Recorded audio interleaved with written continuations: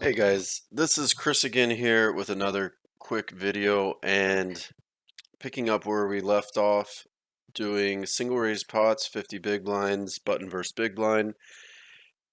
And this time we're going to focus on a big blind play prior to any action on the flop. So that's why right over here we have none selected.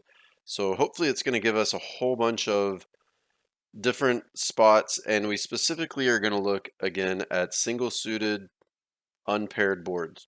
And I wanted to mention why we're looking at single suited unpaired boards. So most of you that are familiar with poker in any variant really would know that flops, if you've done any research, you'll know that single suited unpaired boards and ones that also do not produce a straight are the most common boards. And I want to just show that to you here. So there's this tool called Pro Poker Tools that normally this is not the landing page. And I've been using this tool for over 10 years, but this author was amazing enough to now provide this license for free. This used to be, I believe, $90 for what's called Odds Oracle, and he's provided a free universal link here. So I would highly recommend taking advantage of that. If you're not taking advantage of it, you're just lazy. But anyways, so you can download this thing, and it looks like this. This is the Odds Oracle. You can ask it a lot of really cool questions. You can do simulations from all these different types of games, of course, Hold'em, Omaha, different variants. And more importantly, what I'm going to talk about right now is the different types of boards that can come out. So you can ask this thing these questions. How often is the board two-tone on the flop? How often the board paired, straight? And these things are obviously not mutually exclusive, but we can see the output here. So two-tone flops happen 55% of the time. Paired boards, those only happen 17%. So you can imagine unpaired boards happen 83%. And then how often does the board allow a straight on the flop? 18%, well, 18 and a half. But yeah, so 81.5% of the time, the board does not allow a straight on the flop. So that's the proof right there that two-tone unpaired boards that do not allow a straight are the most common, and thus I think that you get the most value out of studying these spots. They are probably the most studied. They're the most studied, I think, in places where, like online. This is the wrong window. They're the most studied online for like training websites and such, and that's what I'm going to be sticking to here. So this was the last hand that we went over on the in position C betting on the previous video.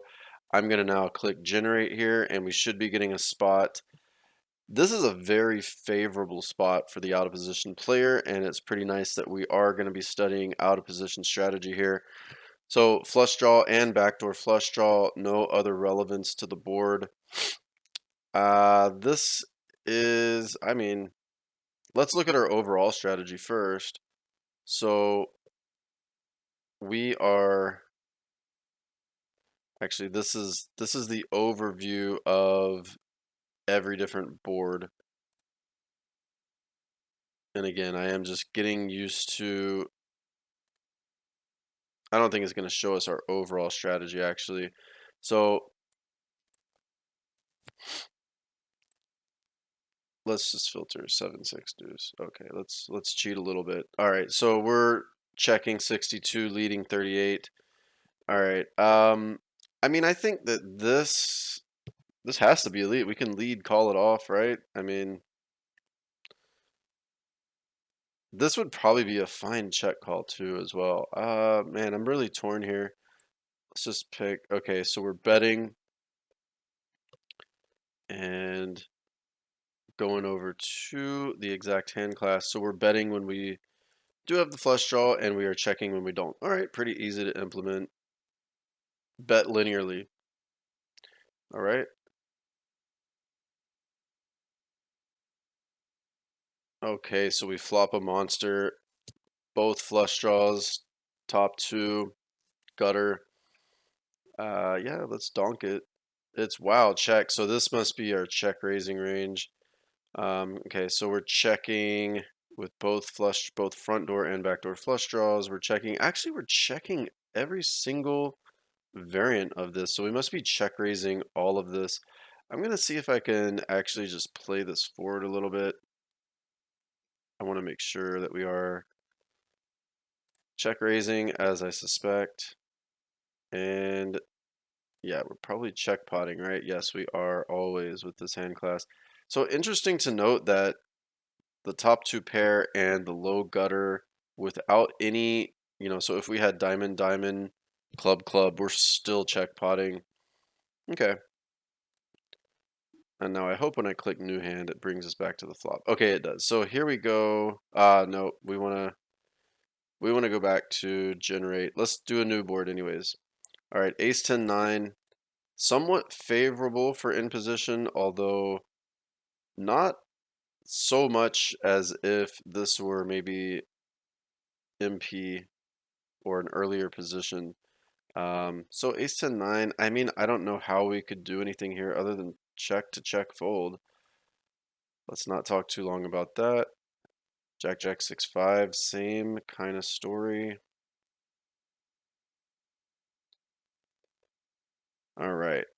So here we have a wrap, backdoor flush draw. And not only do we have a wrap, we also have the nut gutter to, well, I guess that's part of the wrap. Anyways, that's stupid. So anyways, yeah, so wrap and 3 to the backdoor flush, but 0 hearts. I I think we just check, and check is the right answer. We are checking every variant of this. Okay, so this is a good, easy to implement strategy. Checking all of these wraps, even those with flush draws, even those with 3 hearts, which is noteworthy because normally when you have 3 of the flopped suit, you do want to get aggressive because you block the in position continuing range. And it's also less likely that you make your flush. All right, here, um, pretty much air. I think we're just check folding. Yeah, I mean, what else? What else can we really do? Okay, gutter, mm, double gutter actually. I feel like we probably are checking. Yeah, we don't have a pair blocker, and so when we don't have a pair blocker, yeah, we're just checking this entire category here. Pretty important to have a pair blocker. All right, bottom set and a low straight draw. You know, I actually think this is strong enough to check raise in well, for 50 big blinds. I think this is strong enough, especially with the backup for the gutter. I'm thinking if we want to lead it or check raise it, I think we're gonna check, which is the right answer. Okay, we're checking the whole thing. I'm curious to see what are we gonna do versus bet here. And we're gonna make the in position player do that. So do we check pot this? We do. Okay, interesting. So we were right. Let's go ahead and get a new board here. Again, I'm only going to keep these videos to 10 to 15 minutes. It's not meant for deep dive. All right, top and bottom. Top and bottom. I think this needs to go in our check call range. Let's make sure. So we check, face a bet. Yeah, we're check calling all of it. Okay. We'll do one more and then we'll get a new board.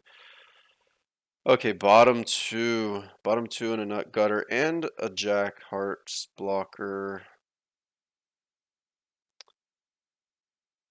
I think this is the situation where, oh, you know what? What happened here? We actually See, every time we play it forward, it takes us back to the same node. So we now have already checked, and we're now facing a bet. Facing a bet, I think we're just calling. It's not really a question. All right, let's go ahead and get another board. King 6-5. All right, King 6-5. This is much more favorable to big blind than the last pot was. Ace King Queen 10. This is going to be a questionable defend. This is uh, well, monotone. This is going to be, if we were to look this up, and you know what? Let me not go down that road of discussion. But I don't hate just folding this pre-flop. I think it's okay to call though. So having called, let's go ahead and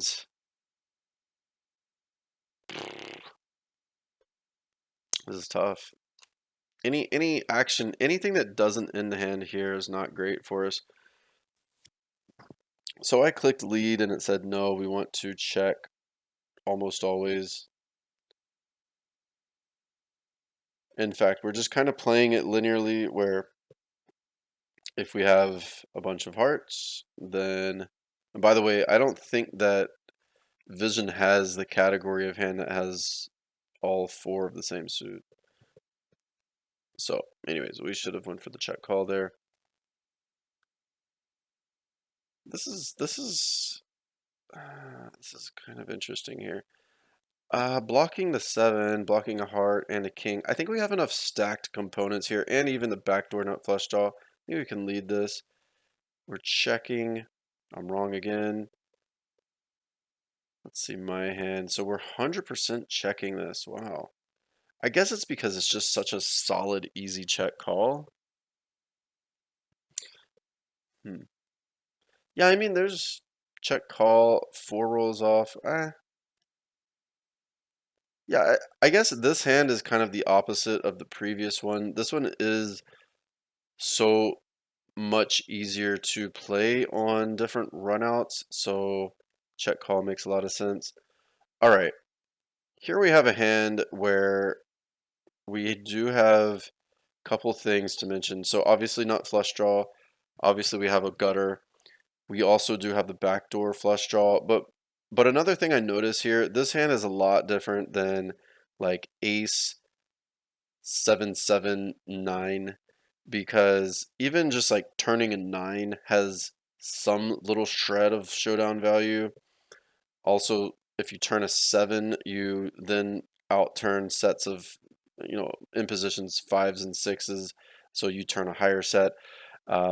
The gutter is for the nuts. So this hand here is significantly worse, and I think that that actually means that we should lead it, and we do. Noteworthy, let's see here. Do we just lead all the nut flush draws? We do. So when we have the nut flush draw, we are leading. When we do not, okay, so when we have a flush draw, so that would mean in this case a 4 high flush draw. When we have the 4 high flush draw, we are checking, and I'm going to assume that we're probably not check raising, so we'll probably check calling, but so this is easy. Take away, lead the nut flush draw with backup. All right. So this is very similar to the last hand we just looked at, except for a lot worse. We don't have the gutter. We do have the underpair again, and the flush draw is shittier. So what we just learned in the previous one is that we're checking. Wow. So now we're betting. So I wonder if this means without the gutter, are we just supposed to lead fold? And it does look like that's the case. So we're using now our bad flush draw as removal. Well, and our ace too, right? Like if we get called and we turn an ace, that might be good. So we're using our hand that just absolutely cannot check call. We're now lead folding it. Nice. Okay, so this is the type of insight that you can gain from solvers where this might not seem intuitive at first, because clearly this is a worse hand than the previous one, but the bottom line is you have to be thinking about it this way every single hand. The EV of bet is higher than the EV of check, because once you check, you cannot check call this hand, you cannot check raise it, and betting is better than check folding apparently. Let's do a couple more, and we'll stick on this board. So complete air, I mean, we're just not putting money in. Queen 10 10 4, same story.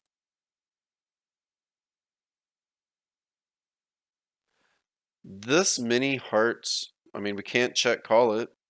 We have great removal on the continuing range. I think it's a bet, yep. And yeah, it's definitely a bet. Let's see if we can find another difficult one. Okay. I don't think this is really, thank you. I could see leading this. Yeah, the turns. So the reason that we lead this would be to fold out um, something like ace, queen, 7, 9 that has lots of equity against this hand, but might not be able to call a lead. Yeah, and we get that.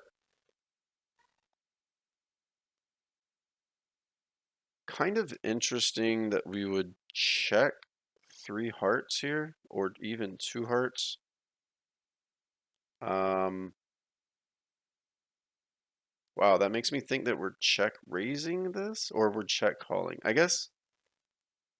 I mean, I guess we can check call comfortably, and we can also check call comfortably with the backdoor flush draw, but this one, yeah, so it's another indication of the more we don't like the runouts, but we have blockers to continuing ranges, we want to just lead. This one I think kind of falls in, well, this one is, yeah, this one falls into the same thing, but apparently we need to have more going on. Okay, this one I think is different. Actually, I threw this one into the same bucket as I was thinking of the last hand, which is a big mistake because this one has some very sneaky nutted outs on the turn.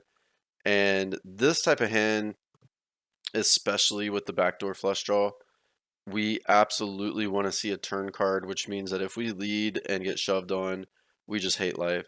So this one can comfortably check call. We can play all of the straightening and flushing turns are easy check folds, straightening turns, we make a straight a bunch of the time, and we turn backdoor flush draws a bunch. Yeah, so this is a rushed decision by me. Jack 10 8 3, easy check fold.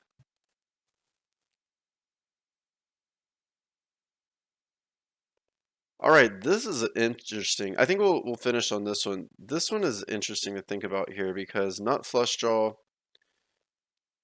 is definitely powerful. But other than that, really no relevance to the board. And what do we want to do here? Well, we definitely don't want to bet and get jammed on. We don't block any of the made hands that would jam on us. We can, I mean, I guess we can check call because the tens have some showdown value. The button's range is wider than an earlier position. So like check calling tens with excellent backup is not the worst idea. We also can turn some wheel draws and some Broadway draws. So I think we want to check, yeah. And we are pretty much pure checking here. So even, oh, we don't have the double suited version of this because we would have 3-bet it. Yeah. But interesting, we're check, I assume that we're check calling the, just like the backdoor flush draw with no heart. Um, Actually, let's see. Let's continue. And then say that we face this. So obviously we're calling this hand, but do we also, okay, no. So we don't check call it unless we have the flush draw. Okay, pretty easy. So I mean, I think we learned a lot here. I know I learned a lot. There's some rushed decisions that I made that I probably could have done better on, but I think we see a pattern here, which is helpful.